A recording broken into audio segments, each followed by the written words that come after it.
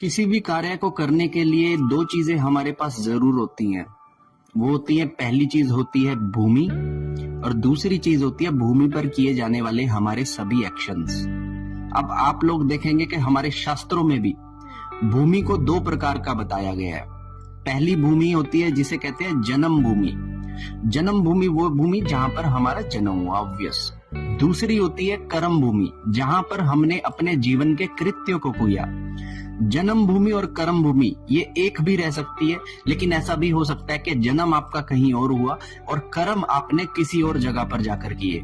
लेकिन क्या आपको पता है कि आपकी 90% चीजें जो वर्क करती हैं वो जन्म भूमि की वजह से वर्क कर रही होती हैं।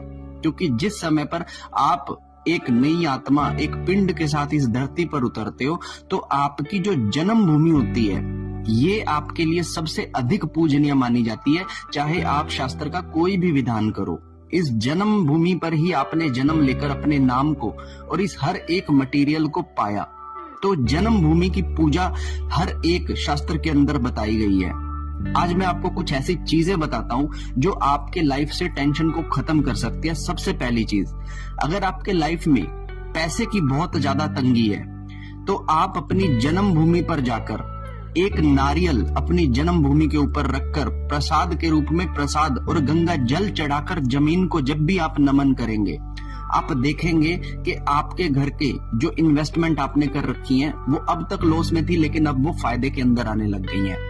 आप अभी तक पैसा नहीं कमा पा रहे थे, आप पैसा कमाने लग गए हैं। दूसरी चीज, जब भी कभी आपके घरेलू रिश्तों में कोई कमी आने लगे, कलेश आने लगे या बाहरी कोई भी चीज जब आपको परेशान करने लगे, तो हमेशा अपनी जन्म भूमि पर आना और जन्म भूमि पर आकर आपकी जन्म भूमि पर यदि कोई मंदिर हो या फिर कोई भी गौशाला हो या फिर कोई भी ऐसा जगह जहां पर शिक्षा दी जाती हो, तो ऐसी जगहों पर दान पुण्य करना आपको 100 गुना अधिक फल मिलेगा। इसलिए कभी भी लाइफ के अंदर अब जब भी आप फंस जाओ तो अपने द्वारा किए गए सभी कृत्य, पूजाएं अपनी जन्म भूमि से जोड़कर करना। आप देखेंगे कि आपको चारों तरफ से विजय की प्राप्ति होगी।